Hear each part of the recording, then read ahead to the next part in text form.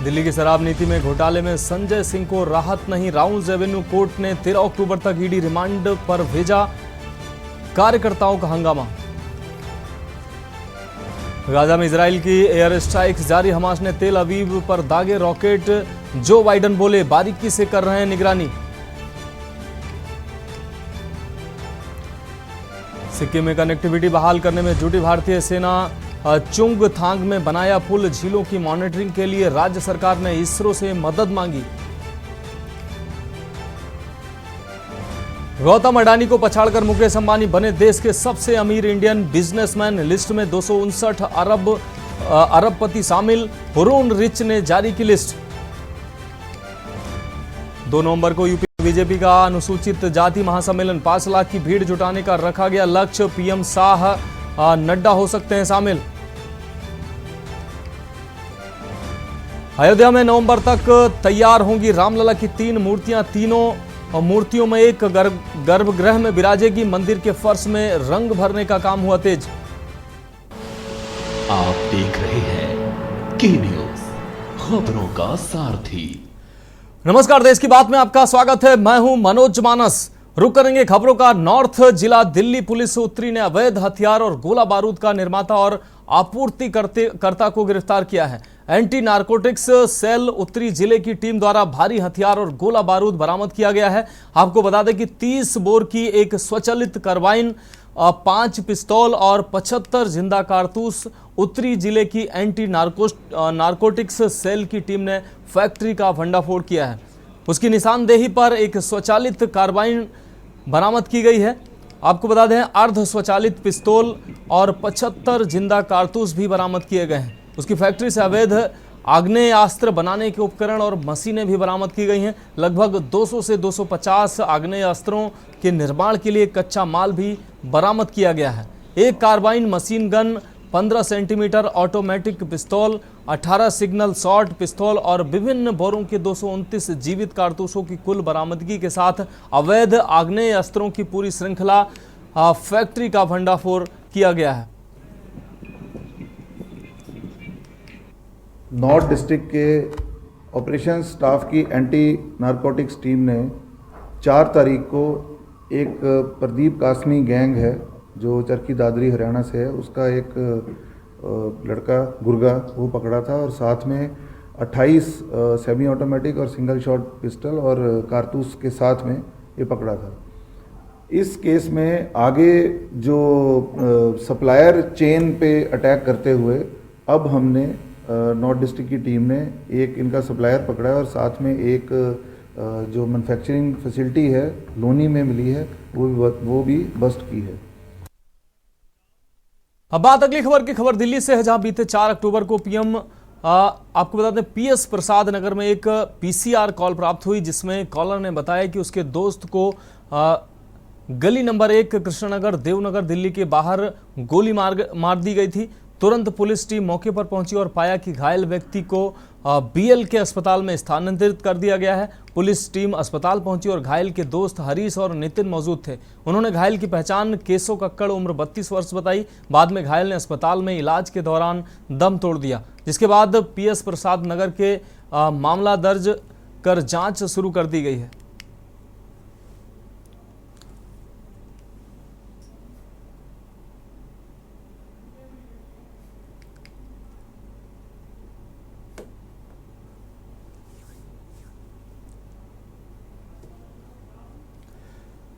देश की बात में अब खबर बलौदाबाजार से। बलौदाबाजार से अहम खबर, ग्रामीणों ने पकड़ी है कच्ची शराब। आपको बता दें कच्ची शराब लहन, और ग्रामीणों ने ये लहन भी बरामद किया है।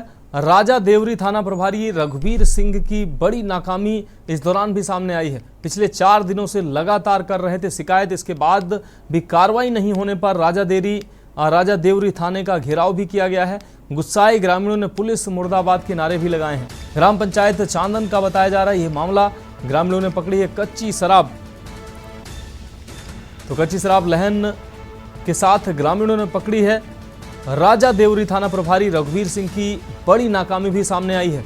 आपको बता दें 4 दिनों से लगातार शिकायत की जा रही थी, लेकिन पुलिस किसी भी तरह की कोई कार्रवाई नहीं कर रही थी।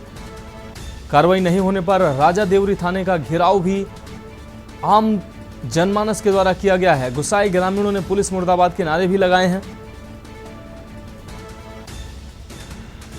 ग्राम पंचायत चांदन का बताया जा रहा है मामला। ग्रामीणों ने पकड़ी है कच्ची शराब और लहन भी बरामद किया है। बड़ौदा बाजार से हम खबर अपने दर्शकों को दिखा रहे हैं। ग्रामीणों ने कच्ची शराब के साथ भारी मात्रा में लहन भी बरामद किया है।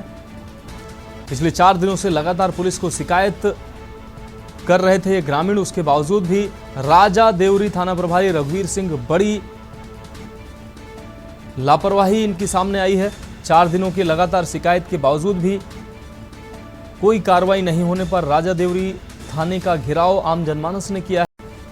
ग्रामीणों ने पुलिस मुर्दाबाद के नारे भी लगाए हैं।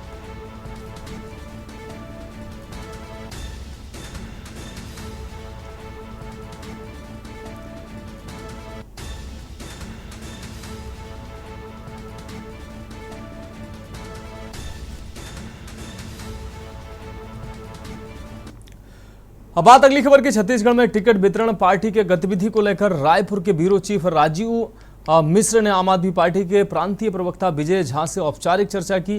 क्या कुछ कहा, आपको सुनाते हैं। हम इस वक्त अभी आम आदमी पार्टी छत्तीसगढ़ प्रदेश के प्रमुख कार्यालय में बैठे हुए हैं। मेरे साथ प्रदेश के प्रवक्ता और वरिष्ठ नेता एवं पूर्व कर्मचारी नेता विजय झा जी मौजूद है। हम उन्हीं से जानना चाहेंगे कि भाजपा की 85 सीटों पर अभी भाजपा ने अपने प्रत्याशियों की सूची जारी कर दी। कांग्रेस ने अभी तक खाता नहीं खोला है। आम आदमी पार्टी ने भी 22 प्रत्याशियों की सूची जारी की है। आम आदमी पार्टी का भी दावा है कि वो 90 सीटों पर अपने विधानसभा चुनाव लड़ेगी और 2 राज्यों में सरकार की तरह छत्तीसगढ़ में भी अपना सरकार बनाएगी। हम जानना चाहते हैं विजय झा जी से, छत्तीसगढ़ में भाजपा ने 85 सीटों पर अपना जो है प्रत्याशी घोषित किया है, कांग्रेस ने खाता नहीं खोला है, क्या कहेंगे? देखिए, भारतीय जनता पार्टी का 85 सीट डिक्लेयर हो गया। कांग्रेस भी लगभग तैयारी में है, डिक्लेयर करने वाली है। अभी आम आदमी पार्टी का टोटल 22, 2 सूची में, पहले सूची में 10, उसके बाद 12 लोगों की घोषणा हुई है। भाजपा और कांग्रेस के लोग व्यक्तिगत रूप से हमसे चर्चा करते हैं कि जब टिकट वितरण की बात होती है तो हमारे पार्टी में भी अरविंद केजरीवाल जी की बात होती है, और इसलिए होती है कि हमारे यहाँ दावे प्रति दावे, आवेदन, एक अप्रोच लगता है। अरविंद केजरीवाल जी की आम आदमी पार्टी ऐसी है कि बिना मांगे, बिन मांगे मोती मिले, मांगे मिले नहीं। ऑटो वाले को, रिक्शा वाले को, मोबाइल दुकान वाले को टिकट वो देते हैं जिनका जनता के बीच में व्यवहार पकड़ और उनको जीत के मिलाया गया। छत्तीसगढ़ में भी ये स्थिति है। कोई दावेदारी नहीं कर रहा है, कोई आवेदन नहीं कर रहा है। पार्टी हाईकमांड, केजरीवाल जी की एक अपनी टीम है, वो अपना सर्वे कर रही है, देख रही है। पंजाब की पूरी टीम आई हुई है जो अपने क्षेत्र में काम कर रहे हैं, जनता की सेवा कर रहे हैं, योग्य हैं और निष्कलंकित हैं। भ्रष्टाचारी, हत्याचारी, ये सब आरोपियों को टिकट नहीं मिलेगा। तो आम आदमी पार्टी भी बहुत जल्दी और लिस्ट जारी करेगी। पूरे 90 सीट में दमखम के साथ। मेरे साथ में विजय झा जी ने भी जो है अपनी आम आदमी पार्टी के वो अपनी यहाँ की जिम्मेदारी को बताते हुए मैंने विश्वास दिलाया कि अगर उनको सरकार, मतलब उनकी सरकार बनती है तो वो यहाँ पर। रुक करेंगे अगली खबर का। खबर महासमुंद से है, जहां पुलिस के हाथ बड़ी कामयाबी हाथ लगी है। पुलिस ने ग्राम तेंदुकोना के जेबी ज्वेलर्स में हुई धोखाधड़ी का खुलासा किया है। पुलिस ने मामले में 2 अंतर्राज्यीय आरोपियों को गिरफ्तार किया है। आरोपियों के कब्जे से सोना कुल वजन 20.66 ग्राम तथा सोना 1.3 ग्राम चांदी बरामद की है।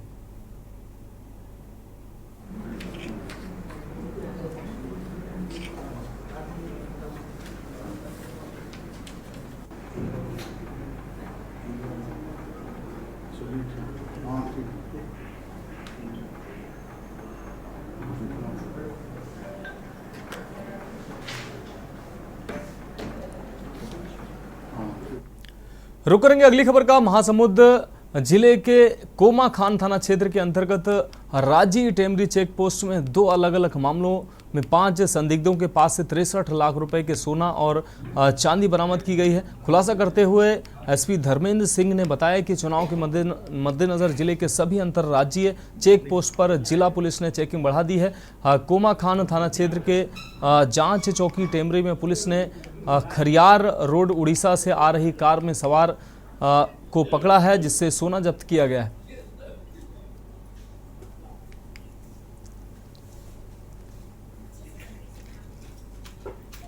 दूसरी कार है जिससे हमारे द्वारा करीब 50 किलो करीब चांदी और 1 किलो के करीब सोना जब्त किया गया और 1 लाख रुपए नकद जब्त किए गए हैं, जिसे हमारे द्वारा विधिवत जब्त कर लिया गया है। और संबंधित और एजेंसियां हैं जैसे इनकम टैक्स को भी हम सूचित कर रहे हैं। 2 लोग पकड़े गए हैं, मतलब 2 लोगों से जब्त हुआ है। एक रायपुर के लोग हैं और दूसरे लोग उड़ीसा के लोग। क्योंकि उन पर कोई कागजात नहीं थे, इसलिए हमने इनको जब्त किया गया है और माननीय जो एजेंसियां इसमें शामिल हैं उनको सबको हम सूचित करें। बढ़ेंगे अगली खबर की ओर। खबर छत्तीसगढ़ से है, जहां विधानसभा चुनाव को लेकर भाजपा ने प्रत्याशियों की दूसरी लिस्ट जारी कर दी है, जिसमें अंतागढ़ विधानसभा से पूर्व वन मंत्री विक्रम उसेंडी को फिर से प्रत्याशी बनाया गया है। उनके प्रत्याशी घोषित किए जाने के बाद से भाजपाइयों में जश्न का माहौल है।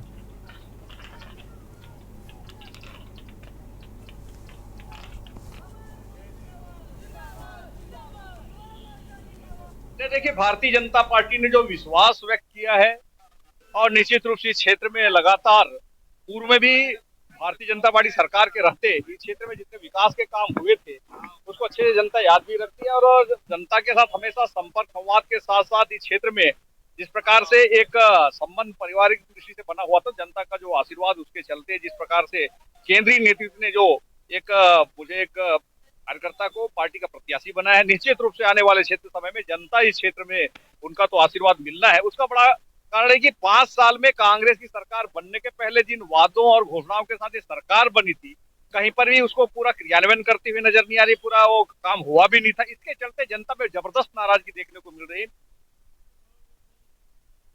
अगली खबर की ओर। सरगुजा में लघु वेतन शासकीय चतुर्थ वर्ग कर्मचारी संघ ने मुख्य अधीक्षण अभियंता श्याम बरनई परियोजना मंडल अंबिकापुर जिला सरगुजा जल संसाधन विभाग अंबिकापुर को चतुर्थ कर्मचारी संघ ने जल संसाधन विभाग अंबिकापुर द्वारा दूसरे जिले के कर्मचारियों को शासकीय आवास आवंटन से रिक्त करवाने हेतु ज्ञापन सौंपा।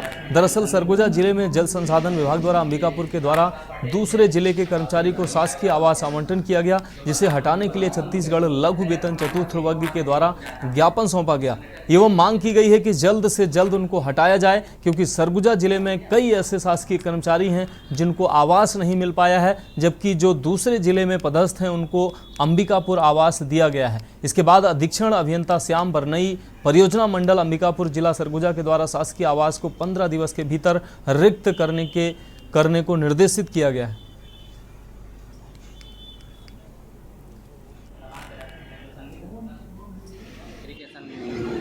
विभाग में और जो दूसरे जिला में पदस्थ कर्मचारी को कर रहे हैं जिले से, उसको साहब से भी बोले हैं तो साहब बोले हैं कि मैं तत्काल उनको सूची मंगा के और तत्काल में निराकरण करके उसको हटा रहा हूँ और मैं खाली करवा रहा हूँ। जो बाहर से दूसरे जिले से पदस्थ शासकीय कर्मचारी जो लघु कर्मचारी संघ आए थे, उन्होंने शिकायत किया था कि दूसरे जिले से जो पदस्थ है उन पर आवास को खाली कराकर कार्रवाई करें। इस संबंध में मेरे को जो जैसी जानकारी है या मैंने अपने कार्यालय से जानकारी लेके कार्रवाई करने हेतु मैंने आश्वासन दे रहा हूं कि किसी प्रकार की कोई।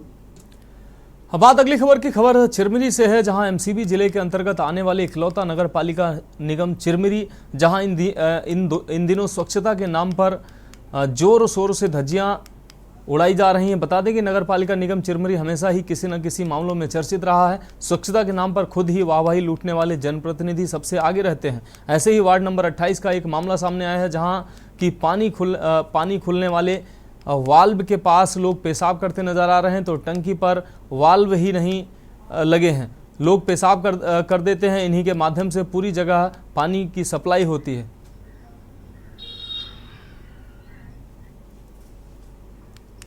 ये यहाँ पे क्या है, पानी का सप्लाई होता है तो यहाँ पानी के वाल्व लगे हुए हैं और इस पानी की टंकी के बगल से लोग यहाँ से आड़ पाकर लोग पेशाब करते हैं। सुबह 4 बजे से बसों का आना चालू होता है तो लोग यहाँ तक लेटरिन कर देते हैं इसी पे। अब जब पानी का वाल्व से लीकेज होता है पानी तो पूरा ऊपर आ जाता है और पानी बंद होने के बाद पूरा पानी पाइप में चला जाता है और वही पूरे वार्ड में पानी सप्लाई होता है। इसकी शिकायत पहले भी की गई है। किसके पास शिकायत की है आपने? शिकायत किए थे निगम में, लेकिन अभी तक कुछ उसके पे वो नहीं हुआ, कार्रवाई नहीं हुआ है। कुछ सफाई बस करवा देते हैं लेकिन इसका कोई परमानेंट इलाज नहीं हो रहा है। जिससे कि आप देख सकते हैं इधर कितनी गंदगी पड़ी हुई है और इधर सुबह से लेकर शाम तक, और यहाँ से अभी सावन का महीना था, पूरे यहाँ से पेशाब बह के रोड में जाता है। लोग उसी के ऊपर से चल के नंगे पैर मंदिर जाके शिव जी को जल डालते हैं। कुछ ही दिनों बाद अपना नवरात्र शुरू होने वाला है, माताएं बहनें यहाँ से निकलती हैं जल डालने और पूरा पेशाब यहाँ पे रोड में बहा रहता है। इसका वीडियो भी मैंने कई ग्रुपों में शेयर किया था लेकिन अभी तक कोई भी कार्रवाई, यानी निगम प्रशासन के द्वारा अभी तक कोई कार्रवाई नहीं की गई इस पर? कार्रवाई नहीं की गई है। रुक करेंगे अगली खबर का। पंजाब में बढ़ रहे नशे को रोकने के लिए अब किसान यूनियन उग्राहा ने अपने कदम आगे बढ़ा दिए हैं। वहीं नशे को रोकने के लिए किसानों ने पंजाब भर के एमएलए और मंत्रियों के घरों के घेराव करने शुरू कर दिए हैं। वहीं किसान यूनियन एकता उग्राहा की ओर से पंजाब के 34 एमएलए और 8 मंत्रियों के घरों का घेराव किया गया है और धरना दिया गया है ताकि पंजाब को नशा मुक्त किया जा सके। वहीं इसी कड़ी के तहत मोगा में भी किसानों द्वारा एमएलए अमनदीप कौर और कौर अरोड़ा के घर के बाहर धरना दिया गया है और सरकार को नशे को रोक लगाने के लिए सरकार से अपील की गई है।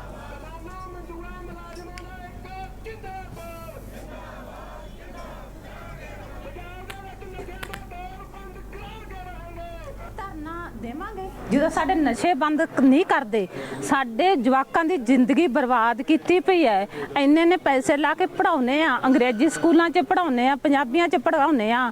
ਮਾਵਾਂ ਬੱਚਿਆਂ ਦੇ ਮਗਰ ਫਿਰਦੀਆਂ, ਪਿਓ ਕੰਮ ਕਰਕੇ ਧਰਨਿਆਂ ਤੇ ਟਾਈਮ ਦੇ ਕੇ ਫਿਰ ਬੱਚਾ ਵੀ ਨਹੀਂ ਦੇਖਦੇ ਆ। ਤੇ ਧਰਨਿਆਂ ਦਾ ਮੁੱਖ ਮਸਲਾ ਇੱਕੋ ਇੱਕ ਮਸਲਾ ਕਹਿਣਾ ਹੋਵੇ ਤਾਂ ਨਸ਼ਿਆਂ ਦੇ ਖਾਤਮੇ ਦਾ। ਜਿਹੜੇ ਨਸ਼ਿਆਂ ਨੇ ਹਜ਼ਾਰਾਂ ਪੰਜਾਬ ਦੇ ਨੌਜਵਾਨ ਨਿਗਲਦੇ ਤੇ ਹਰ ਰੋਜ਼ ਮੌਤਾਂ ਦੀਆਂ ਖਬਰਾਂ ਆ ਰਹੀਆਂ।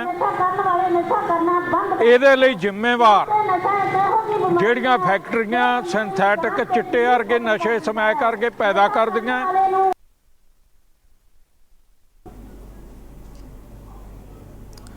रुक करेंगे अगली खबर का। जिला स्तरीय सिविल अस्पताल के इमरजेंसी वार्ड में भर्ती महिला मरीज के परिजनों ने उपचार को लेकर डॉक्टरों को कथित तौर पर गोली मारने की धमकी दी है।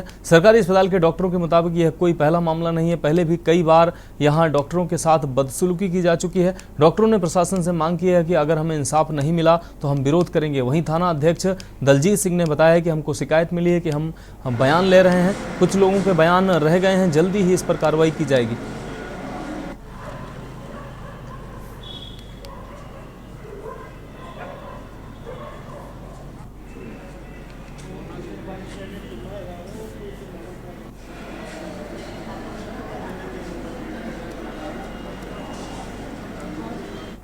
बढ़ेंगे अगली खबर की ओर। खबर गुरदासपुर से है, जहां सरहदी कस्बा रमदास के सरहदी गांव निसोके में 73 बटालियन बीएसएफ ने फ्री मेडिकल कैंप लगाया है। इस कैंप में बीएसएफ के बॉर्डर रेंज के डीआईजी ने शिरकत की है। इस मेडिकल कैंप में काफ़ी इलाके के निवासी पहुंचे हैं। इस कैंप में फ्री मेडिसिन, स्कूलों को साफ पानी के लिए और मच्छर मारने के लिए फॉग मशीनें और कुछ किसानों को सम्मानित भी किया गया है।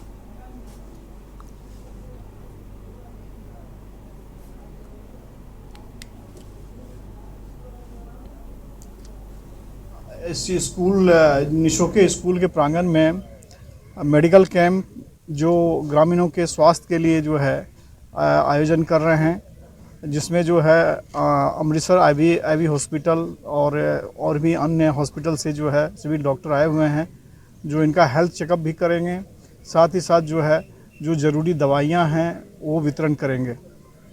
ये हम ग्रामीणों को संदेश देना चाहते हैं कि हम देश की सीमा की रक्षा के अलावा जो है हम अपना सामाजिक दायित्व भी निभाते हैं और ये हमारा जो है कर्तव्य बनता है कि हम आपसी रिश्ते, आपसी सौहार्द की भावना से एक साथ कंधे से कंधे मिलाकर हम कार्य करें, सीमाओं पे कार्य करें। अब बात अगली खबर की। भागलपुर वरीय आपको बता दें, वरिष्ठ पुलिस अधीक्षक आनंद कुमार को सूचना प्राप्त हुई कि कुछ लोग किसी बड़ी घटना को अंजाम देने वाले हैं। उसके बाद वरिष्ठ पुलिस अधीक्षक के निर्देशन में पुलिस अधीक्षक नगर के निगरानी में तथा पुलिस उपाधीक्षक नगर के नेतृत्व में एक विशेष छापामार दल का गठन किया गया। विशेष छापामार दल द्वारा कुख्यात सूरज तांती के घर पर छापा मारने पर सूरज तांती तथा शिवम कुमार तांती को अवैध हथियार के साथ गिरफ्तार किया गया। गौरतलब है कि इस मामले में 5 व्यक्तियों के विरुद्ध आगे की कार्रवाई की जा रही है। बरामदगी सामान में देसी पिस्टल, देसी कट्टा, कारतूस शामिल हैं। बेल पे बाहर है, उसमें हम लोग निगरानी रखते हैं। ठीक है, आप लोग पे हैं अथवा बेल पर जेल से बाहर हैं। तो इसी क्रम में कल वरीय पुलिस अधीक्षक महोदय को एक सूचना प्राप्त हुई कि कुछ लोग एक क्राइम करने का षड्यंत्र रच रहे हैं। तुरंत इसमें एक टीम का गठन किया गया, जिस टीम का नेतृत्व डीएसपी सिटी अजय चौधरी कर रहे थे, और तुरंत उस लोकेशन को ट्रैक करते हुए उस लोकेशन पे छापेमारी की गई। तो सूरज तांती के घर पे छापेमारी की गई और उसके साथ शिवम कुमार तांती और 3 और अज्ञात लोग थे। और छापेमारी के क्रम में 1 पिस्टल, 1 देसी कट्टा और 5 कारतूस बरामद किए गए। और ये लोग संगीन अपराधी हैं। सूरज तांती के ऊपर टोटल 4 केसेस हैं।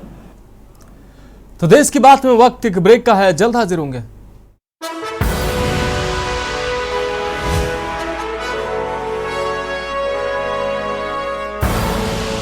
आप देख रहे हैं के न्यूज, खबरों का सारथी। ब्रेक के बाद देश की बात में एक बार फिर से आपका स्वागत है। बात करेंगे अगली खबर की। खबर लखनऊ से है, जहां योगी कैबिनेट की आज अहम बैठक हुई। इस बैठक के दौरान सबसे पहले आपको बता दें, जाति जनगणना से लेकर कई अहम मुद्दों पर अपनी बात रखी और विपक्ष पर जमकर हंगामा बोला। विपक्षी नेताओं ने कहा कि विपक्ष के पास, आपको बता दें, बीजेपी नेताओं ने कहा कि विपक्ष के पास आज कोई सवाल नहीं है, वह केवल जनगणना के सहारे राजनीतिक रूप से लोगों को वर्गलाना चाहते हैं। और क्या कुछ कहा उन्होंने, सुनाते हैं आपको।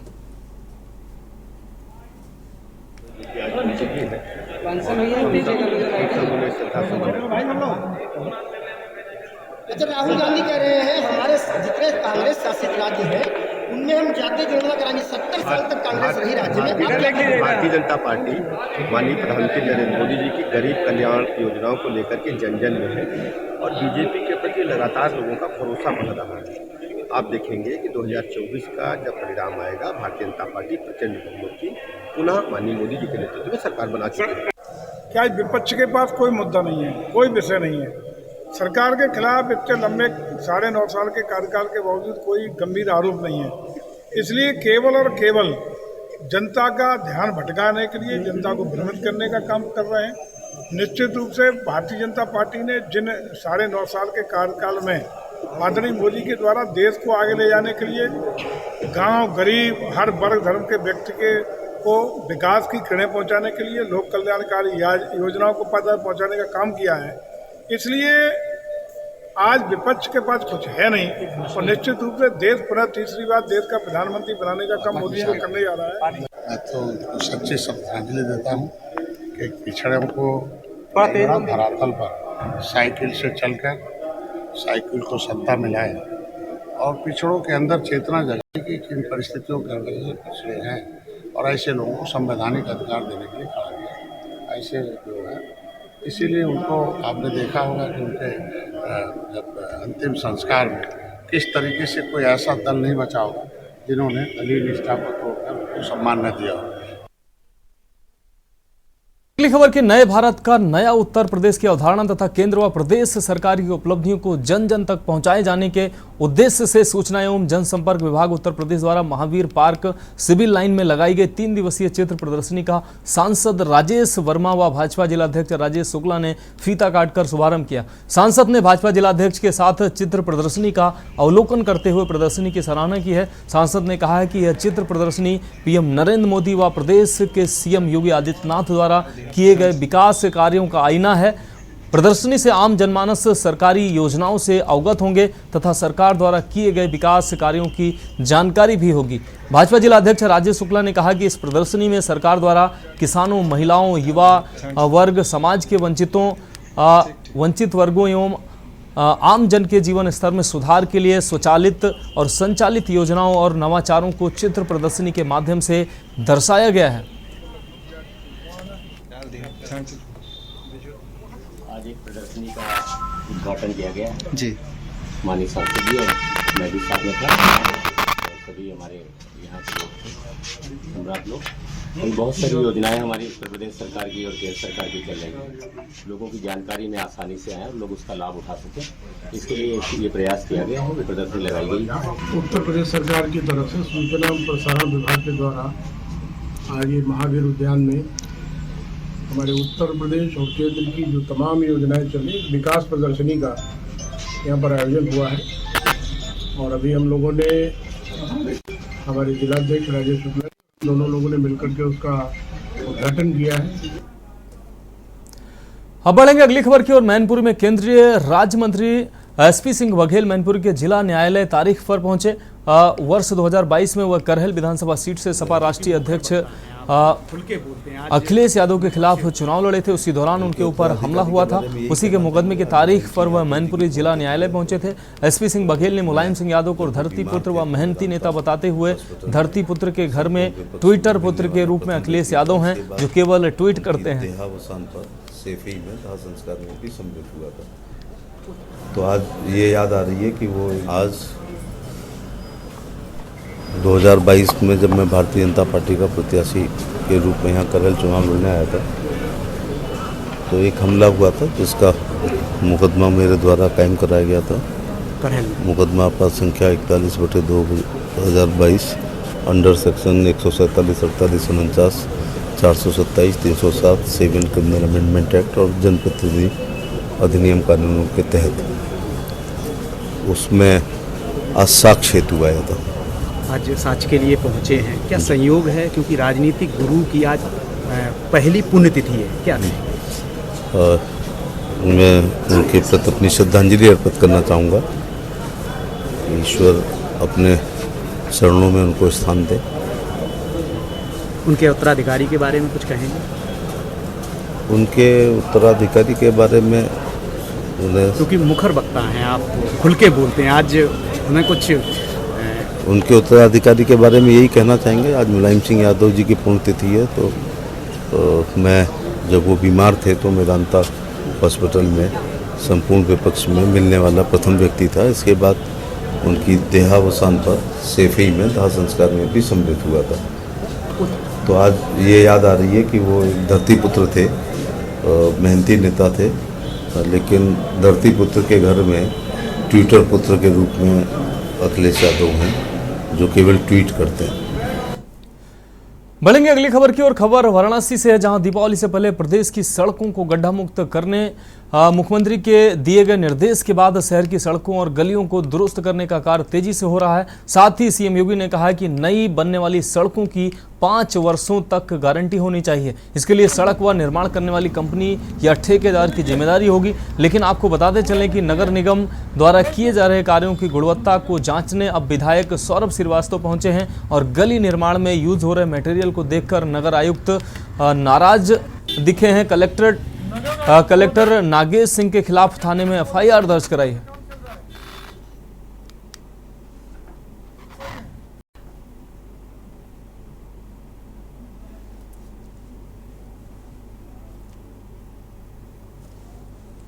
तो कॉन्ट्रैक्टर के खिलाफ एफआईआर दर्ज की गई है। कॉन्ट्रैक्टर के खिलाफ विधायक ने एफआईआर दर्ज कराई है।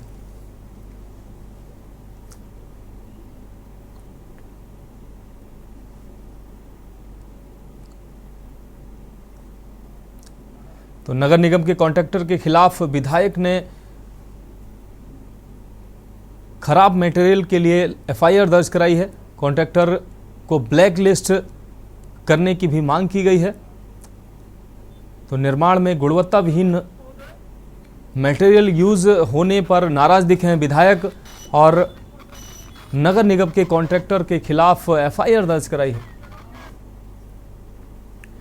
अब बात अगली खबर की। गाजियाबाद के NH9 कनवानी पुस्ता रोड पर ट्रैफिक पुलिस कर्मी दारोगा से ई रिक्शा चालक महिला भिड़ गई। आपस में जोरदार मारपीट भी हुई, जिसमें आपको बता दें चप्पल जूते भी चले। पूरा मामला सोशल मीडिया पर वायरल हो रहा है। जानकारी के मुताबिक ई रिक्शा चालक महिला ने गाड़ी खड़ी करने को लेकर ट्रैफिक पुलिस दारोगा से बदतमीजी करने लगी, जिस पर पुलिसकर्मी दारोगा ने NH9 हाईवे पर खड़ी करने से इनकार किया, जिसके बाद ट्रैफिक पुलिसकर्मी को चप्पलों से ई रिक्शा चालक महिला ने पिटाई करनी शुरू कर दी। आपको बता दें कार्रवाई में दरोगा जी ने भी हाथ साफ किया। तमाशबीन बने लोगों ने वीडियो बनाकर सोशल मीडिया पर वायरल कर दिया। आपको बता दें ये तस्वीरें साफ तौर से आप देख पा रहे हैं। दरोगा अपने बचाव में हाथ पैर हिला रहे हैं, जबकि वो महिला ताबड़तोड़ चप्पलें बरसाती नजर आई है।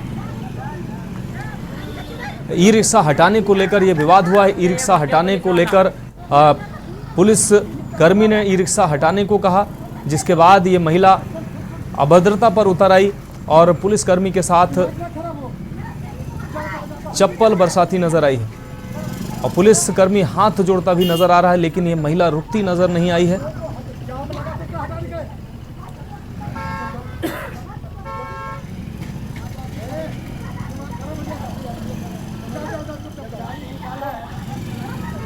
तो ट्रैफिक कंट्रोल करने की जिम्मेदारी इन पुलिसकर्मियों पर होती है, और ऐसे में जब वो अपनी ड्यूटी निभाते हैं तो ऐसे तमाम मामले सामने आते हैं। ऐसा ही एक मामला है जब एक अभद्र और दबंग महिला ने पुलिसकर्मी पर चप्पलों से हमला कर दिया। अब बात अगली खबर की। महाराजगंज के ब्रिजमनगंज थाना क्षेत्र के लेहड़ा जंगल के पास बाइक सवार बदमाशों ने युवा व्यापारी को गोली मारकर 2 लाख रुपए लूट की घटना को अंजाम दिया है। व्यापारी को गोली मारकर रुपए लूटने की खबर के बाद पूरे इलाके में हड़कंप मच गया। घटना उस वक्त हुई जब फरेंदा से व्यापारी बैग में 2 लाख रुपए रखकर मोटरसाइकिल से किसी को देने के लिए जा रहा था। फरेंदा की तरफ से पीछा कर रहे बदमाश लहरा जंगल के पास सुनसान जगह देखकर मोटरसाइकिल सवार व्यापारी को रोका और विरोध करने पर उसके पैर में गोली मार दी।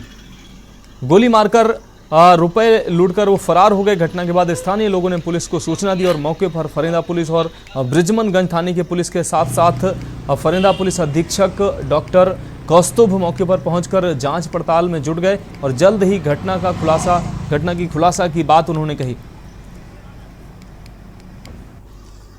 ये फरेंदा पुलिस के पास सुबह 10 बजे के आसपास ये सूचना है कैंपियरगंज से कि वहाँ पर 2 युवकों द्वारा ऐसा बताया गया है कि वो सुबह जब 7:30 बजे के आसपास ब्रिजमनगंज की तरफ आ रहे थे, तो वहाँ पे 2 बाइक सवार द्वारा उनके पास एक पैसे का बैग था, उसे छीना गया है और उनको घायल किया गया है। इस सूचना पर पुलिस द्वारा तत्काल जो मजरूब है और साथ में जो उसके साथ जो 2 व्यक्ति आ रहे थे, उन सबसे गहनता से पूछताछ की जा रही है, उन पूरे मामले की जानकारी की जा रही है। अभी तक सारी बातें स्पष्ट नहीं हो पाई गहन जाँच के बाद, और जो CCTV कैमरे और बाकी की जो इलेक्ट्रॉनिक डिटेल्स हैं और तथा वादी और मौके की सारी जानकारी करते हुए इस पूरे घटनाक्रम जानकारी की जा रही है और कार्रवाई।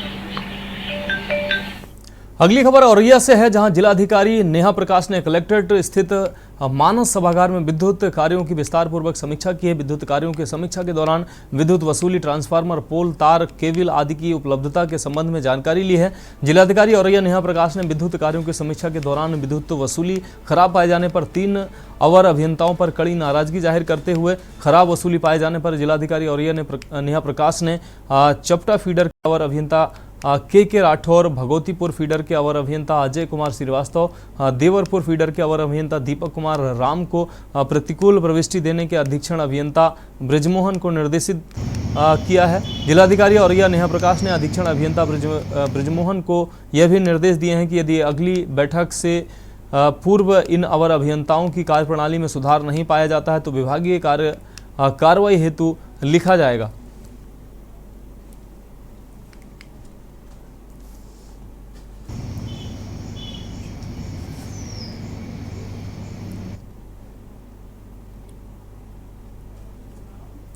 बढ़ेंगे अगली खबर की ओर। खबर हमीरपुर से है, जहां डकैती कोर्ट में पेशी पर कानपुर के कैदी ने पुलिस अभिरक्षा में डाई पी ली। कैदी को इलाज के लिए अस्पताल में भर्ती कराया गया है, जहां कैदी की हालत सामान्य बताई जा रही है। कैदी के डाई पीने से अभिरक्षा में आए पुलिसकर्मियों में हड़कंप मच गया। कैदी पुलिसकर्मियों पर मारपीट का आरोप लगा रहा है।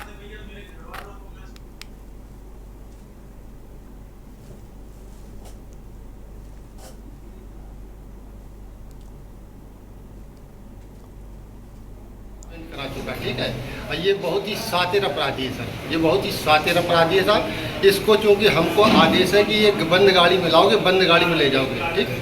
और हम साहब बंद गाड़ी में ये कहता कि साहब हमको आगे बैठाओ, हम साहब आगे तो नहीं बैठा पाएंगे इसको। कैदी है लाला सफाद नाम का 40 वर्षीय, जो कानपुर की जिला जेल में बंद है। वहाँ से ये कोर्ट में पेशी में आए थे, जिन्होंने पुलिस अभिरक्षा में डाई का सेवन कर लिया है, जिसको पुलिस के द्वारा यहाँ अस्पताल में लाया गया है, जिसको भर्ती कर लिया गया है।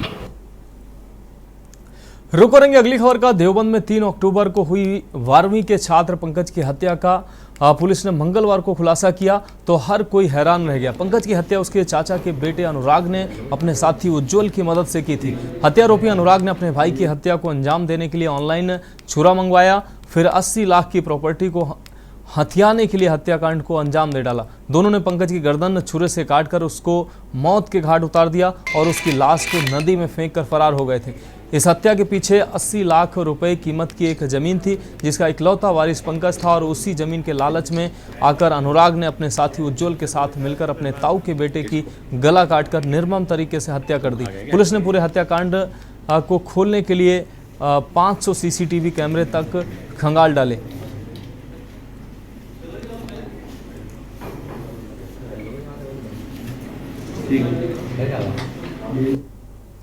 जी, आज थाना देवबंद पुलिस द्वारा जो एक ब्लाइंड मर्डर जो हुआ था, जिसकी सूचना 3 अक्टूबर को थाना देवबंद पुलिस पर प्राप्त हुई थी, उसका खुलासा किया जा रहा है। 3 तारीख को थाना देवबंद पुलिस पर सूचना प्राप्त होती है कि एक व्यक्ति आते हैं, वो बताते हैं कि उनके बेटे को किसी ने अज्ञात बदमाशों ने धारदार हथियार से बहुत 8 से 10 वार करके उनकी हत्या कारित की है। इस संबंध में मुकदमा पंजीकृत किया जाता है और इस घटना का अनावरण हेतु टीम्स का गठन किया जाता है। इसमें करीबन 500 से ज़्यादा CCTV कैमरेज हमारी टीम्स ने देखे हैं और इसमें CCTV कैमरा के माध्यम से 2 अभियुक्तों का नाम प्रकाश में आया है। पहला बढ़ेगी अगली खबर की ओर। मुख्यमंत्री योगी आदित्यनाथ की 13 अक्टूबर को अमेठी के संभावित दौरे को लेकर तैयारियां तेज हो चली हैं। आपको बता दें, अमेठी में चल रहे सांसद खेल प्रतियोगिता के पुरस्कार वितरण कार्यक्रम में सूबे के मुख्यमंत्री योगी आदित्यनाथ और सांसद स्मृति ईरानी के अलावा प्रदेश भाजपा अध्यक्ष भूपेन्द्र चौधरी समेत कई बड़े भाजपा नेताओं के अमेठी में आने की संभावना है। गाँव में छिपी खेल प्रतिभाओं को उभारने के लिए न्याय पंचायत स्तर पर सांसद खेल कूद प्रतियोगिता शुरू करवाई गई थी। बीजेपी के जिला प्रवक्ता व मीडिया प्रभारी चंद्रमौली सिंह के मुताबिक दौरे को लेकर तैयारियां पूरी की जा रही हैं।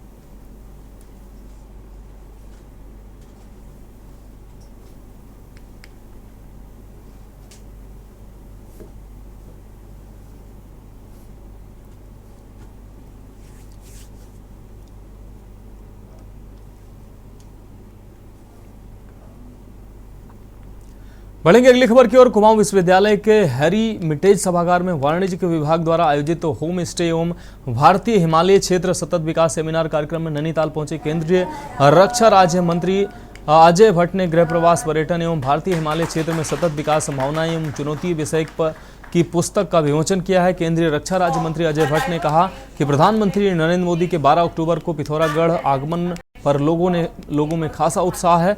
पिथौरागढ़ और बॉर्डर के लोगों में उनकी यात्रा से खुशी की लहर है। बॉर्डर के लोग पलके बिछाकर पीएम का इंतजार कर रहे हैं। भट्ट ने कहा कि प्रधानमंत्री के जागेश्वर और पिथौरागढ़ दौरे से पर्यटन को भी बढ़ावा मिलेगा।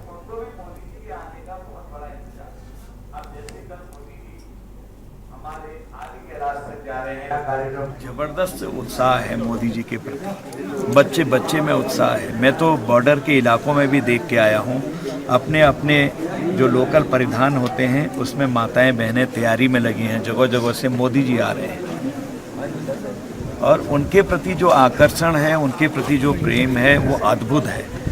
और सबसे बड़ी बात यह है, जाति धर्म वर्ग क्षेत्र पंथ से ऊपर उठकर सब लोग उनको बराबर स्नेह करते हैं। इसलिए जगह जगह पर जागेश्वर इलाके में वही है, पिथौरागढ़ में है, पलक पावड़े बिछाकर उत्तराखंड की जनता और हमारे बॉर्डर जिले की जनता इन समय उनका इंतज़ार कर रही है। क्या कार्यक्रम की बात में वक्त एक और ब्रेक का है, जल्द हाजिर होंगे।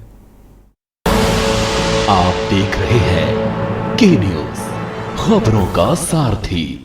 ब्रेक के बाद एक बार फिर से आपका स्वागत है। बात अगली खबर की खबर लक्सर से है, जहां सुल्तानपुर निवासी विवाहित महिला अपने बच्चों के साथ कोतवाली पहुंची। उसने पुलिस को तहरीर देकर पति की दूसरी शादी रुकवाने की गुहार लगाई है। मोमिना ने बताया कि उसकी शादी 10 साल पहले लक्सर कोतवाली क्षेत्र के सुल्तानपुर निवासी सादाब के साथ हुई थी। उसने 3 बेटियों को जन्म दिया तो उसकी ससुराल वालों ने लड़का न होने पर पति की दूसरी शादी करवा रहे हैं। साजिश के तहत 1 साल पहले उसे और उसकी बेटियों को मारपीट कर उसे घर से निकाल दिया गया। पुलिस ने मदद का आश्वासन देकर उसके मामले की जांच शुरू कर दी है।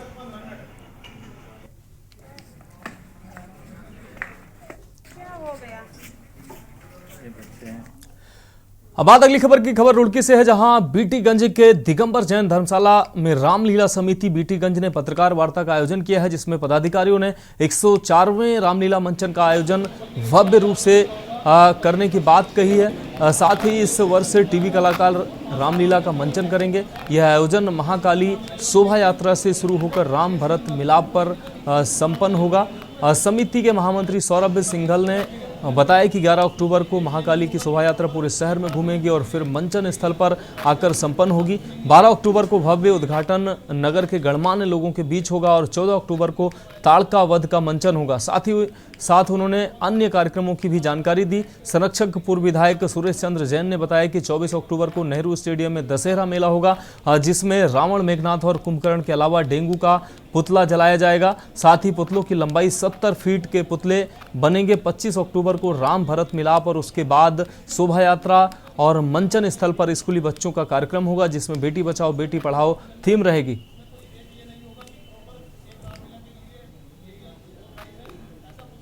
104वें वर्ष की रामलीला है। हमारे संरक्षक हमारे जैन साहब हमारे साथ में आएंगे, प्रदीप बत्रा जी भी आने वाले हैं यहाँ पर, सुबोध जी अध्यक्ष है हमारे। रामलीला की बार बहुत अच्छी होने वाली है। टीवी कलाकार मुंबई और दिल्ली के सुप्रसिद्ध कलाकार और महिला पात्र में महिला लड़कियां, बहुत सुंदर कलाकार यहाँ पर आपको दिखाई देंगे। आपको लगेगा कि जो ये मंच है इसमें जो पुराना रामलीला का जो स्ट्रक्चर होता था उसे चेंज करके ये बिल्कुल टीवी कलाकार जैसे ऐसे लग रहा है जैसे टीवी देख रहे हैं। हमने टेलीविक्स का एक्सपेरिमेंट करा तो लोगों ने कहा था कि भैया ऐसा आता है बिल्कुल जैसे टीवी चल रहा हो। रुड़की के लिए बहुत बड़ी उपलब्धि है और सर्वश्रेष्ठ रामलीला है प्रदेश की। मतलब विजयदशमी का भी प्रोग्राम है, उपलब्ध है, ये सब लेना है और मैं तो बधाई देता हूँ आयोजन समिति को। वो इतनी मेहनत से इतना बढ़िया प्रोग्राम करते हैं। रुक करेंगे अगली खबर का। कोटद्वार में समाज कल्याण विभाग के सौजन्य से आयोजित बहुउद्देशीय शिविर का शुभारंभ मुख्य अतिथि प्रमुख द्वारी खाल महेंद्र सिंह राणा ने शिरकत की है। प्रमुख महेंद्र सिंह राणा द्वारा मेरी माटी मेरा देश कार्यक्रम के तहत विकासखंड के विभिन्न ग्राम पंचायतों से लाई गई मिट्टी महेंद्र सिंह ने बहुउद्देशीय शिविर में लगे स्टॉलों का निरीक्षण किया तथा समूहों से खरीदारी भी की। शिविर में उपस्थित सभी विभागों से अधिकारियों कर्मचारियों तथा कर्मचारियों द्वारा विभाग से संबंधित जानकारी दी गई। द्वारीखाल ब्लॉक के अंतर्गत समाज कल्याण विभाग द्वारा बहुउद्देशीय शिविर लगाया गया और जो हमारे दिव्यांग लोग थे उनको 12 लोगों को सर्टिफिकेट दिया गया और अन्य विभागों से आए अधिकारियों ने हमारे विभिन्न लोगों के सर्टिफिकेट बने और हमारे क्षेत्र के बहुत सारे लोगों को आज इस समाज कल्याण विभाग के बहुउद्देशीय शिविर की सुविधा मिली। बढ़ेंगे अगली खबर की ओर। खबर डोईवाला से है, जहां विकास खंड स्तरीय युवा महोत्सव का आयोजन किया गया है, जिसमें ग्रामीण क्षेत्रों की तमाम महिला और युवक मंगल दलों की टीम ने प्रतिभाग करके प्रतिभा दिखाई है। वहीं मेरी माटी मेरा देश अभियान के अंतर्गत 36 ग्राम पंचायतों की मिट्टी को एक बड़े कलश में भरकर देश के बलिदानों को समर्पित की गई है। महोत्सव का शुभारंभ विधायक ब्रजभूषण गैरोला और ब्लॉक प्रमुख भगवान सिंह पोखरियाल ने किया है। युवा कल्याण एवं प्रांतीय रक्षक दल विभाग डोईवाला द्वारा आयोजित युवा महोत्सव में डोईवाला ब्लॉक को 10 टीमों ने भाग लिया है। इस ब्लॉक की और लोक नृत्य लोकगीत की शानदार श्रृंखला पेश की गई। युवा कल्याण अधिकारी विनीत सिंह ने बताया कि इससे गांव की छुपी प्रतिभाएं निकलकर सामने आएंगी।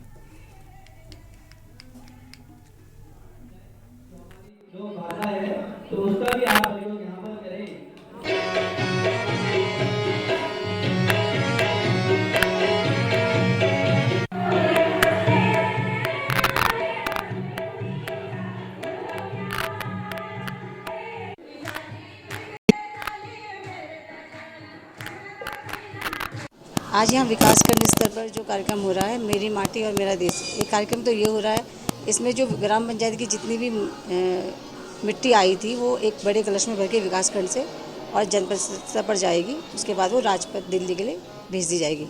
बहुत सुंदर लगा। ये हमारे जो महिला मंगल दल हैं, हम रायवाला से आ रखे हैं और यहाँ पर हमें एक मौका मिल रहा है स्टेज तक जाने का, और हम चाहते हैं कि आगे इसी तरह स्टेज में महिलाएं बढ़ती रहें और आज तो ब्लॉक लेवल पर आई हैं, आगे स्टेट लेवल तक और जिला लेवल तक और पूरा स्टेट तक जाएं हमारी महिलाएं।